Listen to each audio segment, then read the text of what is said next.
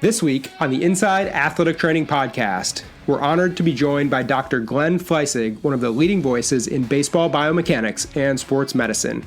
A longtime leader at the American Sports Medicine Institute, Dr. Fleisig has helped shape decades of research on pitching mechanics, injury prevention, and player health. We'll discuss his career, latest innovations in biomechanics, and what it all means for athletic trainers across baseball. Enjoy the show.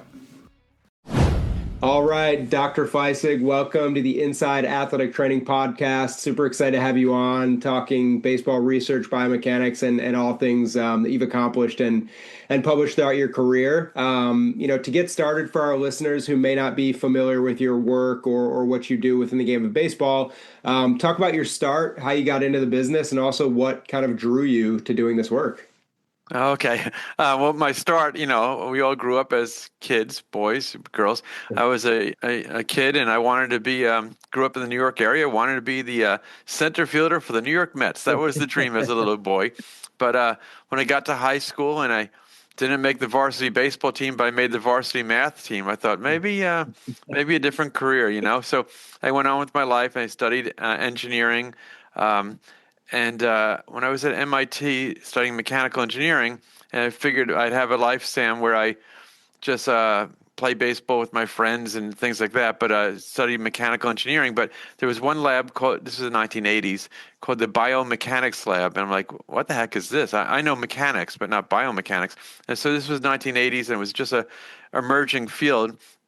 And I wandered into this, and I found my home studying. So biomechanics, which is what I do, is applying mechanics or physics to biology, to humans. And as we know in baseball and in other fields, it's really amazing. It's you have to understand how the human body works and how how physics work and mechanics and properties. And that's what I do. Long story short, I started doing this and that, and I met a young doctor named Dr. Jim Andrews. This was in the 1980s, and I never heard of him, and he never heard of me. I was a 20-something-year-old, and we hit it off. And in 1987, he offered me a job. We were starting a place called the American Sports Medicine Institute here in Birmingham, Alabama. He hired me to run up as he said, Glenn, I'm hiring you to put me out of business, okay? I'm going to do the surgeries, but you had to try to prevent the injuries, and the rest is history. It's been almost 40 years. Dr. Andrews still around and still sharp and active, but he is retired from his practice. But I'm still going. Yeah, no, that's great. And we had Dr. Andrews speak to PBATS membership at the winter meetings this past year, and it's always great to see him, and such a legend in the field, almost like a celebrity in the sports medicine world. So it's great to see him this past winter. Dr. Fleisig, when you kind of reflect on ASMI's growth over the last 30, near 40 years, like you mentioned, did you guys have a goal at the beginning that you've accomplished? What did you expect when you got into business with Dr. Andrews? So I was young and cocky, so I figured I could do anything I wanted to do. But and then we said we have a board of directors, and we set a mission statement and a vision statement. And the mission of ASMI, which is a nonprofit institute, is to improve the understanding, prevention, and treatment of sports-related injuries through research and education. I have it memorized, and that's our mission statement, and I think it has kept us true on the path. And I mentioned research and education, Sam, because I head up the research, the biomechanics, and we also have clinical research. But I said research and education, and another key part of ASMI is education. So we're doing research, Dr. Andrews, Dr. Dugas, the rest of us, trying to understand injuries and prevent it. But we need to educate people. So we have a fellowship training program. We have young doctors come here every year to train for 1 year under our doctors and learn how to be the team doctors and the leaders in sports medicine. But we also have educational programs. I know you and I have spoken previously. The big event for us all year is our Injuries in Baseball course, the Andrews Injuries in Baseball course, which is coming up about a week from now, 10 days from now. And this is every year we have this annual course. This is the highlight of the year, Sam, because it is not for athletic trainers or for surgeons or for biomechanists or physical therapists. It's for everyone.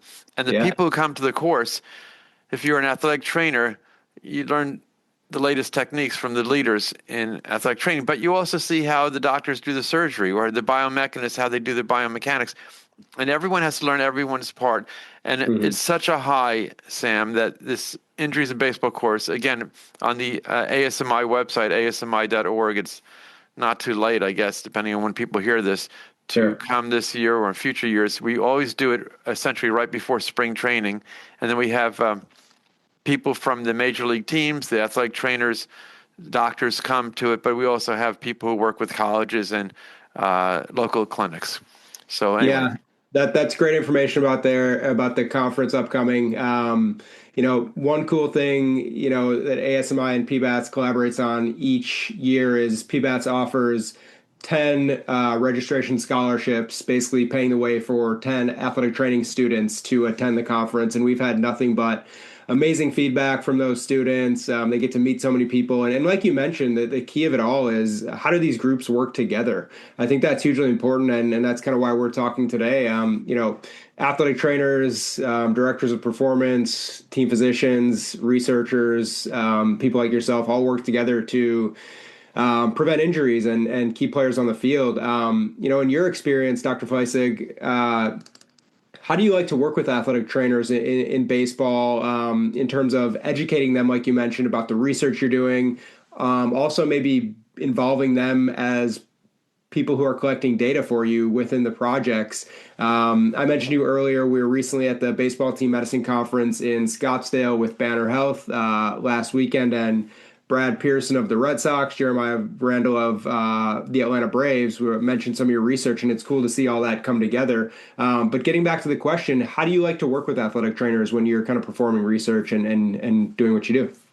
So I've worked for 40 years with Dr. Andrews, and Dr. Andrews was really a mentor. It's funny, I watched a Seinfeld episode yesterday where they had a mentor. But anyway, Dr. Andrews legitimately was a mentor. And one of the things I learned from him, Sam, from the beginning, he's this up-and-coming famous doctor, but Yeah, his view and philosophy and his how he lived with thinking it wasn't just the surgeon who kept people healthy and made them healthy. It was the physical therapists and the athletic trainers. In particular, he was always a big advocate, for athletic trainers and the sure. profession. And I learned that from him because I didn't know which way was up when I started. And I have learned over the years, the athletic trainers are really the glue in the sports medicine team, and team is a key word here, that work with whether a professional baseball team or a collegiate baseball team or whatever. And so, for instance, been fortunate enough to be in a lot of the locker rooms of professional teams before or after games, and I see the yesterday's pitcher, come down and lie on the table, and the athletic trainer works with him, or tomorrow's pitcher or center fielder, and I see who had to get extra attention from the athletic trainer. And so one of the keys I see is that the professional teams that are more successful and win have much better communication and teamwork between the athletic trainer, the pitching coach, the hitting coach, the manager, the front office, and they don't live in isolated silos. Mhm. Sorry, isolated silos. And so, for instance, a team might say, "Oh, we're going to keep our starting pitchers at 90 pitches or less," or something like that. But I see in the training room after the game, before the game, this guy, he's a little banged up. So mathematically, statistically, he threw 80 pitches or whatever below his limit, but his body is saying no. And so Mhm. the athletic trainer needs to work with him and needs to give that feedback to the coaches, to the front office, because the math, we know we're not math problems. We're humans. And on the other hand, maybe some pitcher, he's good to go. He's in really good, healthy wise, and maybe they could push him a little farther. So the athletic trainers are really a key frontline person who really has the most feedback for both helping the athlete, but also giving the feedback to the others in the team. Sure. And within kind of the research with the athletic trainers and today, so much is going on in that realm, whether it's markerless motion capture, in-game data, pitching lab data you're collecting. Can you talk a bit about how technology is really changing the Yeah. way you can measure and understand what's actually going on with throwing of the baseball, and also how you incorporate the athletic trainers with that as well? Yeah. Okay. So let me talk about part one and part two, Of course. and let's put the athletic trainers aside for a second. Yeah. Let's just talk about what's happening in biomechanics. And really exciting, Sam. Like I told you, my old man story of starting 40 years ago. And so when Dr. Andrews and I and the rest of ASMI started the biomechanics program at ASMI, it was essentially we were the only show in town. It was me and the others. And we were testing baseball pitchers. Famous pitchers were coming to ASMI, and whether they were injured or some teams were starting to send pitchers to us. And essentially, like I said, we were the only show in town. I and my staff, we were studying biomechanics and helping pitchers and people, you and the media, and they didn't even know what this biomechanics word was. It was just some kind of strange, oddball thing. But we did very well. We had good communication with the players, the trainers, trying to get it going. A funny thing happened about 10 years ago is that the technology changed. Up until then, the technology was we put these reflective markers on your body on a skin-tight suit or shirtless, and then the cameras watch where the markers go. Everyone's seen this. We see this in sports, and we see this also in how they make video games or how they make special effects in movies. Yeah. It's the same technology, really good. Really good, really accurate, and that's what we've used as our basis for our research and for evaluating individuals. 10 years ago or so, the technology evolved, where the cameras and computers were getting smarter. So we don't have to be as smart. And the cameras and computers, instead of looking for a dot on the shoulder and a dot on the elbow, a reflective marker, it could now identify, hey, that shape is a person, that's an arm, and that's a leg. And so markerless motion capture has evolved. And so with markerless motion capture, a lot of things happen with that. First of all, it makes the in-lab testing simpler. You don't have to have the ability and the time to put the marker exactly on the lateral epicondyle or the different body landmarks. You just get in there, warm up, and throw. But it also brought biomechanics out of the lab onto the field. So now, pick your favorite team. They could not only have a lab or send people to my lab in Birmingham, they could actually collect data in the games. And so there's been a lot of companies, and MLB has partnered with some companies. So there are some companies that are partnered with MLB, and MLB is providing, I don't know the exact arrangements, there are markerless capture systems in all the stadiums. In addition, teams can buy additional equipment from this or other companies without mentioning company names, and they could collect additional information. So now biomechanics is not just Dr. Fleisig in Birmingham, Alabama. Now teams are starting to hire biomechanists, and frankly, universities have biomechanics labs. The teams call it their pitching lab, but it's really biomechanics lab. And they're hiring biomechanists. Very exciting, Sam. And so we at ASMI could have stuck our head in the mud and said, no, we are the big dog and everyone needs to come to us. But no, we realize this is great, really, for baseball and society. And so we embraced it, and we created 5-6 years ago, we created the American Baseball Biomechanics Society, ABBS. And that is a society where the biomechanists who are working for the different teams and universities, we formed a society just like PBATS is the society for the athletic trainers. And doctors and physical therapists have their societies. There was no society for baseball biomechanists. There were societies for biomechanics, but not specifically baseball biomechanics, a growing field. And we had 10 members at the beginning. We now have, I don't know the number, we have 700 members or something like that. It's huge. And we have biomechanists. We have also athletic trainers or other people who might be interested in biomechanics. It's free to join, so people join. And the purpose of the society is to kind of set the standards for what equipment is accurate, how what data is good, how to do things, and also Mhm. exchange information about the latest studies have found this and that. So this is a really exciting time for biomechanics and the application it has in baseball. Yeah, it's very interesting, and obviously the society's growth, I'm sure, provides you with many opportunities to work with different companies and so forth. I know, many technologies like Hawkeye, for example, allow motion capture and data to be analyzed throughout games. Dr. Fleisig, are there data points that you think sports medicine professionals and athletic trainers included should be paying attention to, when they get this information back from, in-game play throughout the season?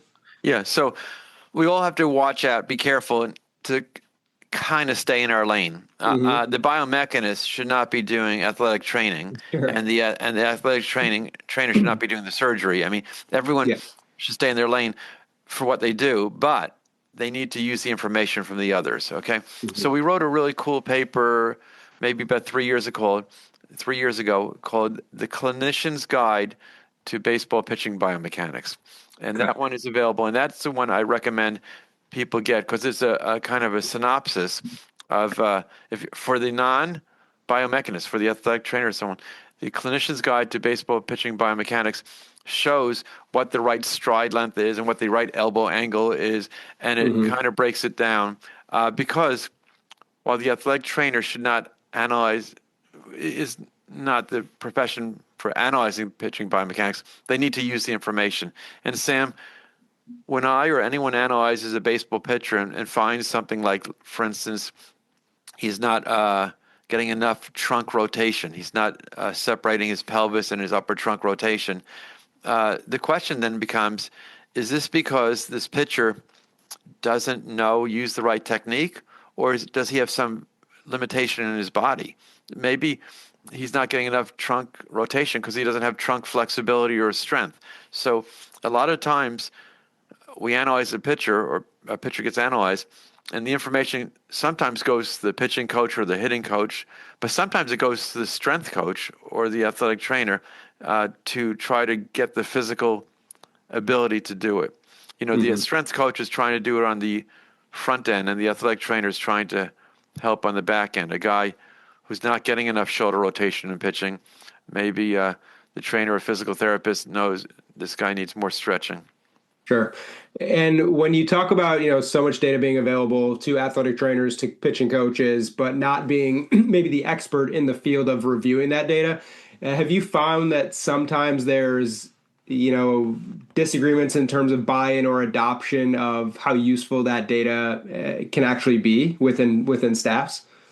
Buy-in by the players or buy-in by the staff? Buy-in by the staff. Yeah, certainly, certainly. Yeah. Of course, time has changed, and this started 20 years ago with the Moneyball things. Exactly. Moneyball Yeah. 25 years ago, there was the old-time coaches, and then there was the scientists, in this case, data Hmm. analysts, and so there is a give and take and compromise within each system. We all saw the Brad Pitt movie, and Sure. some of those scenes. But that's reality. And then that was data analysts. But nowadays, to me, biomechanics is essentially the next Moneyball. It's the next scientific information, and there is buy-in, and there are people who don't buy in. But I would say today's coaches are today's pitching coaches buy in. They are Yeah. into the biomechanics. They're into it. And now, the challenge of the biomechanist is to break it down into something useful. I mean, no pitching coach and pitcher wants to see a time graph of angular velocity. You want to say, hey, you need to bend your arm more. So Yeah. the biomechanist needs to make the scientific analysis, but needs to break it down into a practical, meaningful measurement for the trainer, pitching coach, et cetera. And have you found in your career breaking it down to a simple format for these people and staff members to understand is something that was difficult at the beginning for you, and now you have a great system in place. How does that system kind of work for you personally in terms of breaking Uh, down very complex data for someone who may not be as in tune as you are? well, not to brag, but I'm kind of proud that since the beginning, I've always worked with the others to try to talk the language. I Okay, remember very distinctly in the 1990s, we would analyze a few pitchers from the Birmingham Barons, which is the AA team here in sure. town, and I would watch it with a pitching coach and the physical therapist Kevin Wilk and Dr. Andrews. We watch it, and I'm like, and the pitching coach would say things like, "Oh, he's late on. He has a low arm. He's not getting his arm back." And the Yeah. physical therapist was saying, "Oh, I don't see much external rotation there." And I would say, "Oh, the angle is not good." So we're saying different things, but I really think some of our success is we could talk the language with each other. I want to say now, moving forward today, Sam, not about me, but just biomechanics in general. Uh, there are two challenges or blessings and curses about the new markerless motion capture. One is it accurate? I mean, just Hmm. because it's flashy and showing numbers and two decimal places or 10 decimal places, is it really as good as the marker system? That's the first question. And the second question is noise and just data volume, okay? Yeah. And so the first question, ASMI and some other groups have done some studies looking at the accuracy, consistency of the markerless data versus the marker-based data. And I am so happy to say our studies have shown that the markerless data is consistently as tight as the marker data. I want to say this very carefully. The marker data and markerless data come up with different answers. They come up with different measurements. One Okay. system might say a 45-degree angle, one might say a 55-degree angle. But each system within itself, the markerless system is consistent within itself. The marker system is consistent within itself. I'm just saying you can't compare a guy who was tested with markerless to a database from a marker base. So each Sure. system is good, but the number measurements are a little different, so you have to use them separately. So the first test is the stuff is good, so that's encouraging. Hmm. The second thing I was saying, the noise. There's so much data. It used to be a pitcher would come to ASMI, he'd throw 10 pitches, and we have that data. Now, a pitcher's on your favorite team, he goes, he plays a season, and we have 1,000 pitches of him and 1,000 pitches of 1,000 other guys. I mean, it's Yeah. just a huge amount of data. So it's a real challenge to try to, in that mound of data, try to pick out the signal from the noise and try to pick out what's valuable. So this is where we're at. And so to your question about how to use it, how do biomechanists break it down? Number one, they have to have good communication and hear each other about different Hmm. people speak different languages, physical therapists, et cetera. And secondly, we have to break down the mound of data into the important bottom line. No, that's very helpful. I know, like you said, there's so many different people involved who speak different languages, so it's cool to hear you speak on how those teams work together. Well, Dr. Fleisig, shifting gears a bit, I want to talk a bit about your new interval throwing program, which was voted best paper at the 2024 Major League Baseball team positions and athletic trainers meeting. Give us some background on the paper, the research, and kind of what makes this approach different from stuff we've seen before. Sure. So I don't know how many years ago, 30 years ago, Kevin Wilk with Dr. Andrews and others created essentially the current, the traditional interval throwing program, Hmm. ITB, interval throwing program. Again, as everyone here knows, athletic trainers, interval throwing program is you have steps to get your athlete, your baseball pitcher, back to the game. And the steps, there's a progression, and conventionally, there's a phase one and phase two. And phase one is flat ground throwing. You start throwing at a short distance, maybe 30, 40 feet, and then you progress as the pitchers can down to up to 180 feet or whatever the maximum distance, 150 feet. And then you go to phase two where you get on the mound and start throwing at half effort, three-quarter effort, eventually full effort. And so that was based upon 30 years ago.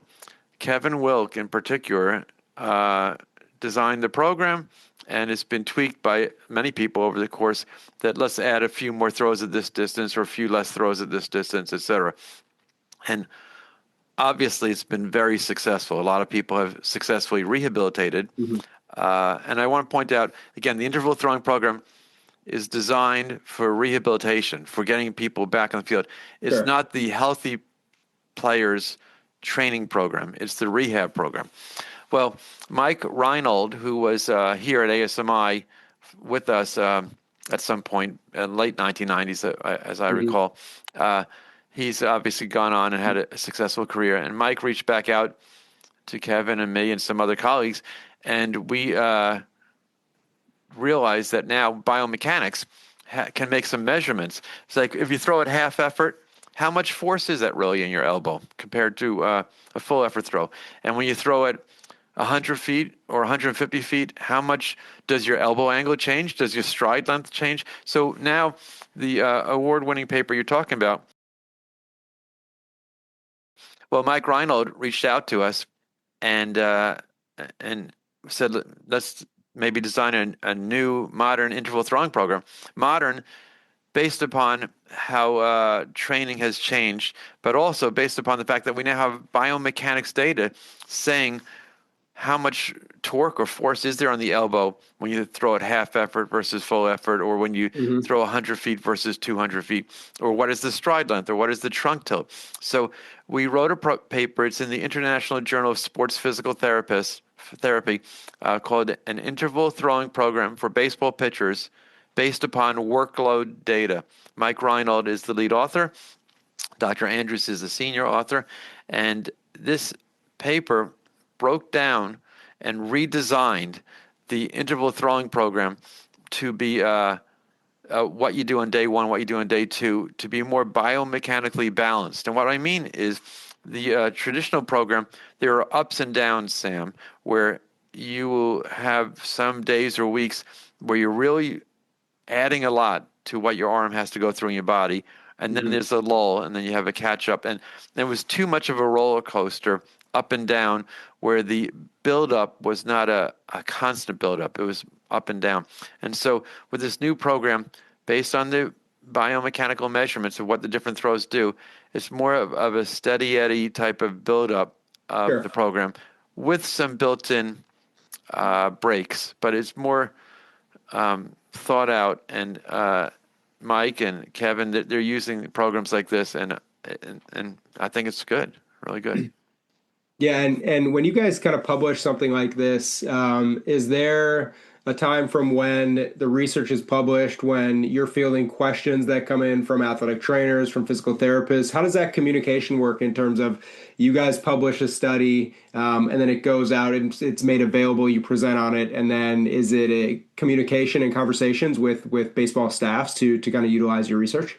Yeah, it's everything, and it's everything. Just like you went to the recent medical conference for the Sure. athletic trainers, so a lot of this stuff will present at the conferences, even sometimes before it's been published. Yeah. And there's a lot of questions and answers from the audience, or one-on-one questions, or frankly, also there's a lot of phone call conversations from the teams to Kevin Wilk, Mike Reinold, et cetera. So it's a little of both, and it's very important that ASMI's research is not just some academic exercise that ends up on some bookshelf and no one Sure. actually uses it. Sure. So we've tried to incorporate it very much, interacting with people. Yeah, that's great. Obviously, the goal is, like you mentioned, to make it useful and a benefit to players performing and athletic trainers and everybody working to get them on the field. Dr. Fleisig, kind of, yeah, go ahead. I wanted to add one more thing that in addition to the conventional conferences and publications, we're trying to have more interaction on social media. So we have I have an Instagram. Mine is the Biomechanical Man, and I put like I think kind of funny little blips, 1 minute Yeah. blips of saying, "Hey, our latest study found this and found that." So those, not your athletic trainers will come to the medical conferences and read the articles, but on the Instagram on the Biomechanical Man, I'm reaching athletic trainers, but we're also reaching moms and dads and people Yeah. like that, trying to break this down and hand it over. Yeah, that's great. And we'll be sure to link that and tag that account when we publish this podcast so everybody can take a look. It's great information there. We'll get into in a bit. You talked about the moms and dads. I think that's important, and we'll touch on that shortly here. But I wanted to talk to you about, there was a research you put together on risk factors for UCL injury that was recognized recently. UCL injuries have been top of mind for everybody in baseball with the commonality of recent years. Talk about that research and also, how prevalent this has become and also kind of just your feelings on that.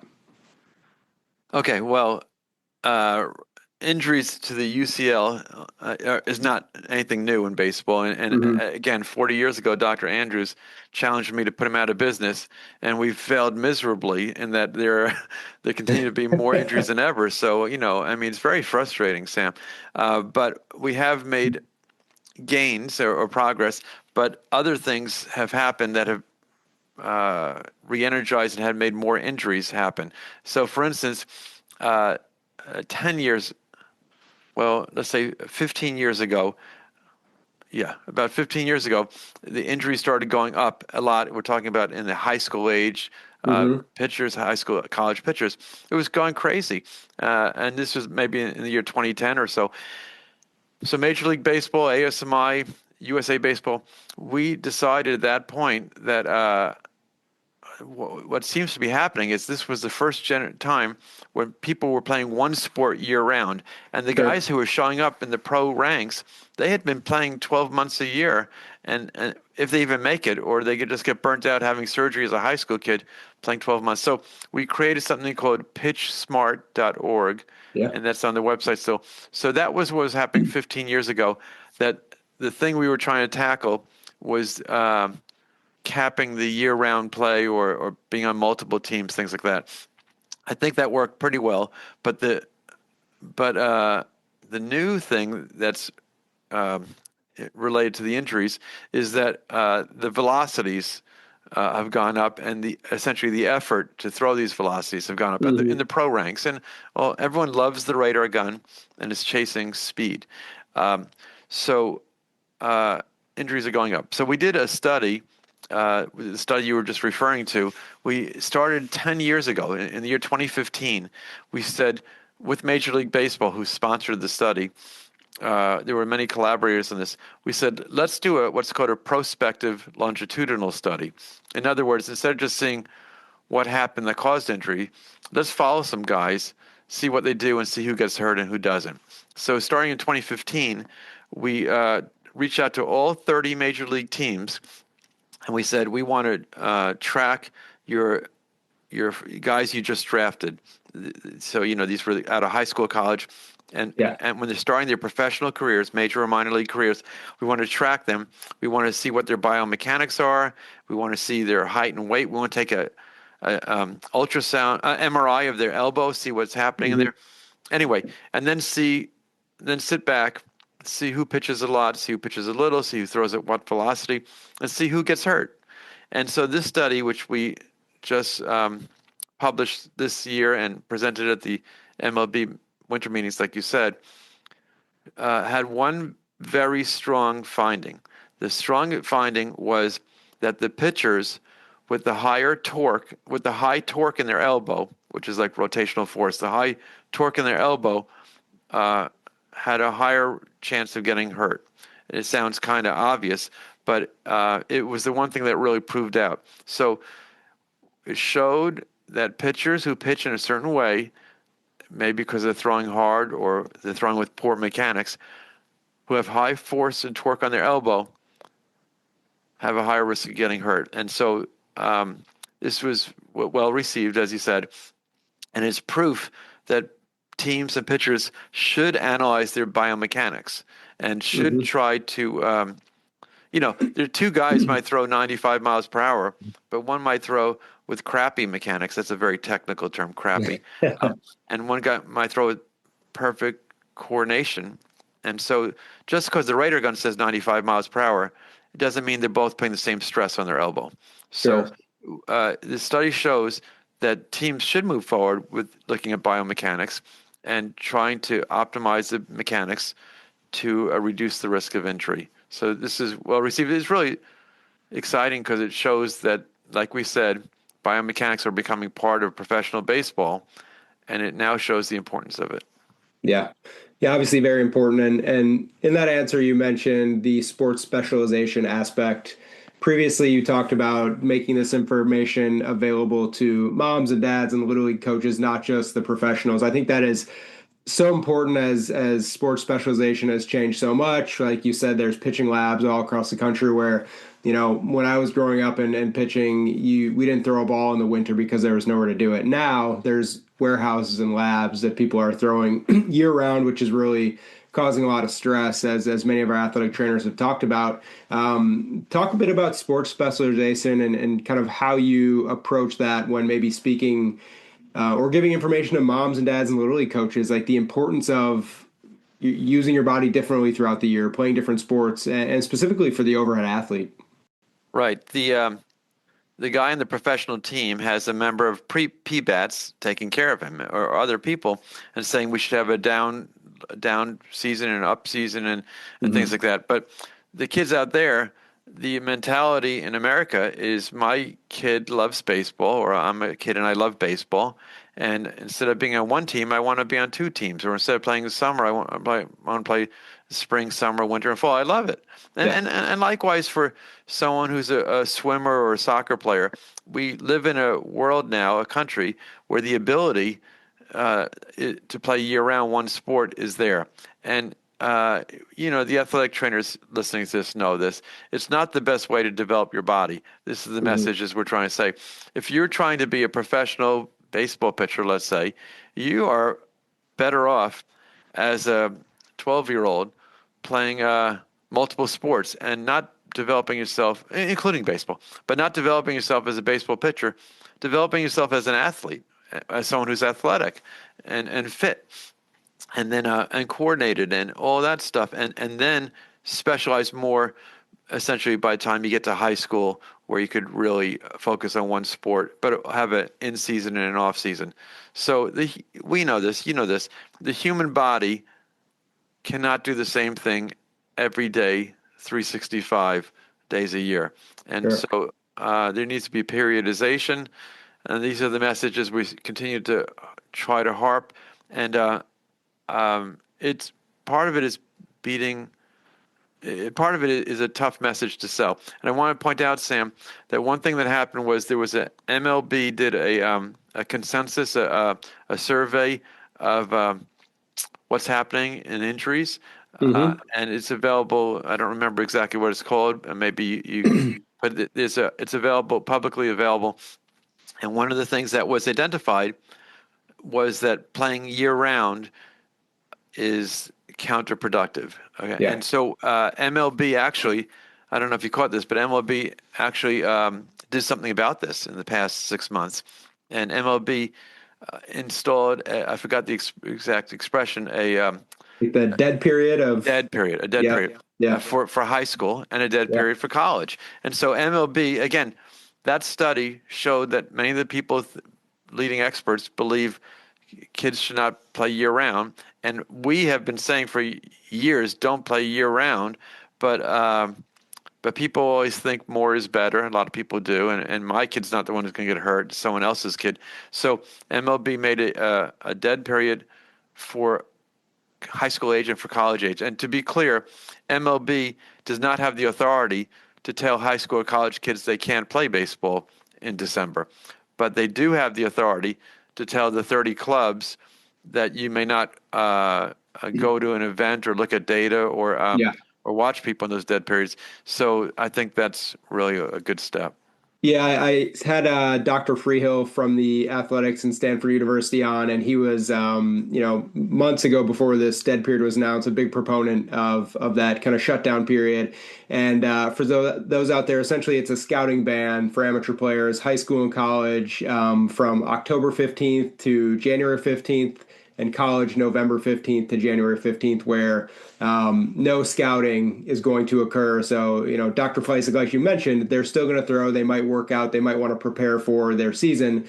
But the stress and the max effort of going to a showcase or scouting platform during that time is off limits, which I think, from your expertise, Dr. Freehill, and many others, is a great sign. And also within, like you mentioned, Major League Baseball's research on pitcher injuries, I think that the three kind of pillars that they mentioned in that study were trying to throw with more velocity, pursuing better stuff, as people in the game would call it, and also the emphasis on max effort training. And I think that dead period is going to do great things in terms of enabling people to take some time off from that max effort training, which I think you guys are all big proponents of. Well, Dr. Fleisig, go ahead. You mentioned Dr. Freehill. I just want to point out that Major League Baseball, I don't know if everyone knows this, does have a active research committee. I'm on it. Dr. Freehill's on it. Dr. Andrews, other people are on it. Sure. And so MLB is investing their time and resources and having experts trying to study this and does care and is trying to make the game safer and keep the players on the field.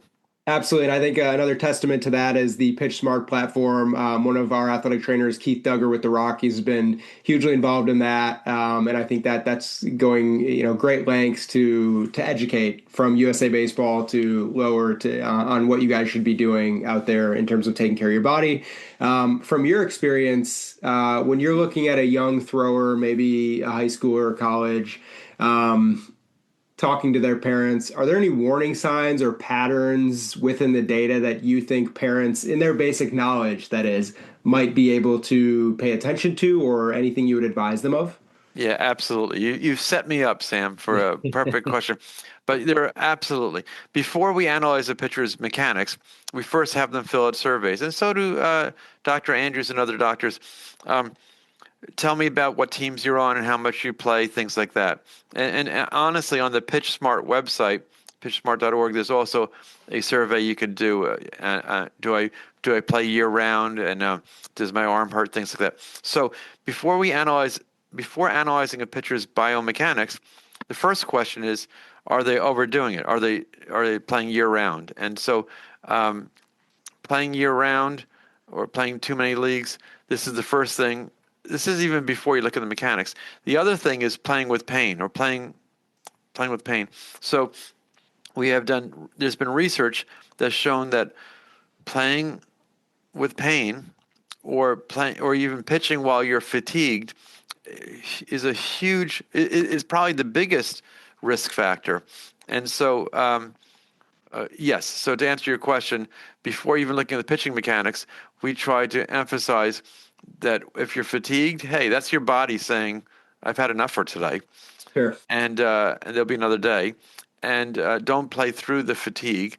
And if you have pain, especially isolated pain in the elbow or shoulder, don't be a tough guy and go tell your mom and dad or have a medical meeting with a doctor or somebody and get it checked out. It's much better to nip this in the bud and treat a small injury conservatively with rest and rehab instead of ignoring it and letting it become a big problem that will need surgery. So those are very practical tips that everyone should follow. Yeah, that's great advice there. Dr. Fleisig, one kind of topic that it gets a lot of attention and there's a lot of confusion over or disagreement, weighted ball training. There's so many different ways we could go here in that general debate. What does the science actually say, in your opinion? What does the data say? Is there a way to simplify the understanding for both young players but also young athletic trainers as well? Yes, it would be too simple to say weighted ball training is good or weighted ball training is bad. It's more nuanced than that. And there has been some science by us and by others that has shown what the effects of weighted ball training is. And again, to back up, weighted ball training, a regular baseball weighs 5 ounces, and weighted ball training is throwing baseballs or balls that are up to 2 pounds sometimes, or down to 3 or 4 ounces. And the programs are you throw some underweight balls, you throw some overweight balls, do this on Monday, this on Tuesday, etc. The science shows that in general, weighted ball training does increase velocity for many pitchers. The science also shows that weighted ball training increases the risk of having an elbow or shoulder injury. So there's a risk and a reward there. The answer is there's different ways to do weighted ball training, okay? Some guys don't need it. Some guys won't benefit from it. Some guys will. In particular, the young developing athlete, let's say a high school age athlete, he doesn't need it. Most of them don't need it. Most of them need good mechanics, pitching the right amount, good nutrition, good nutrition and drinks, and a good rest, and good strength and conditioning.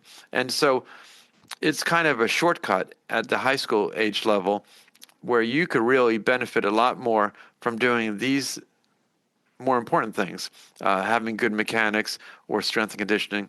Sure. Now, when you get to the elite level, the professional level, even some college pitchers, if you got everything else together, there can be gains from using weighted ball training. But it's not an all or nothing thing, Sam. Some of these programs are crazy, the amount of throws and everything like that. And what happens in a weighted ball training, where the injuries happen, is when you start doing the weighted ball training, you actually develop an unnatural external rotation of the shoulder. It stretches out your shoulder from throwing these different weighted balls.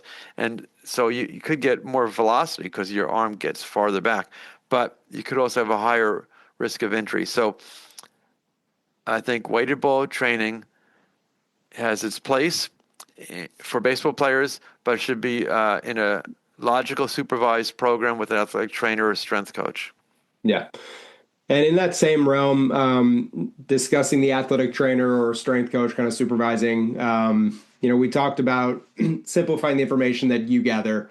For an athletic trainer out there, Dr. Fleisig, who wants to better understand biomechanics, but maybe feels intimidated, they don't have an expert like you to speak to like I am today, where do those people start? What do you recommend? Well, again, I would recommend joining the ABBS, the American Baseball Biomechanics Society. It's free, and it's not just for biomechanists. And just like you and I know, whether you go to a medical meeting or biomechanics meeting, sometimes you feel like it's over your head, but if it's not your field, but that's how you get into it.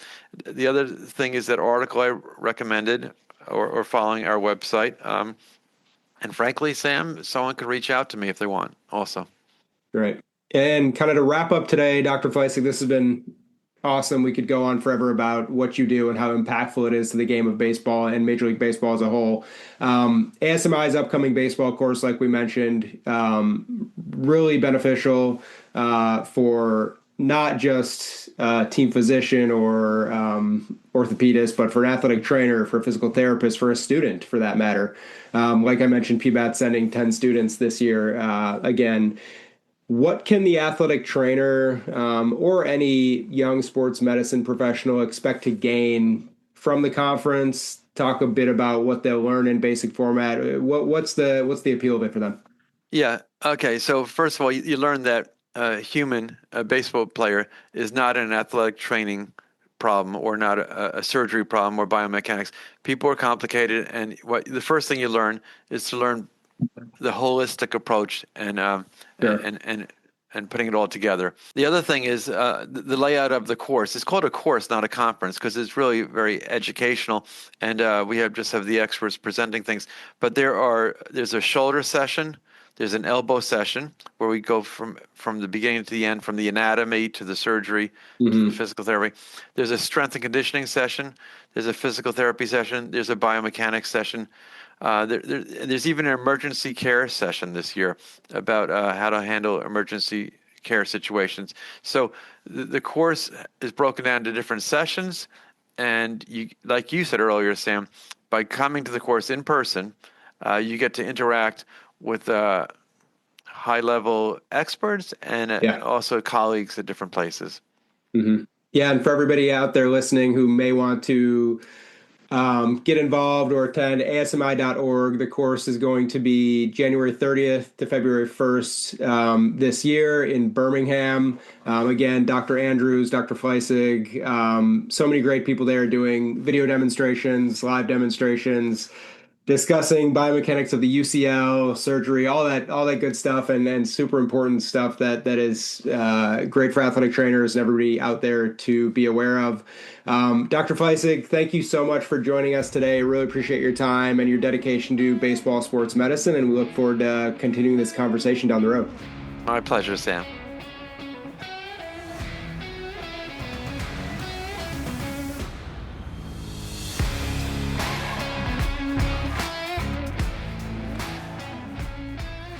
Thank you for listening to this episode of the Inside Athletic Training Podcast.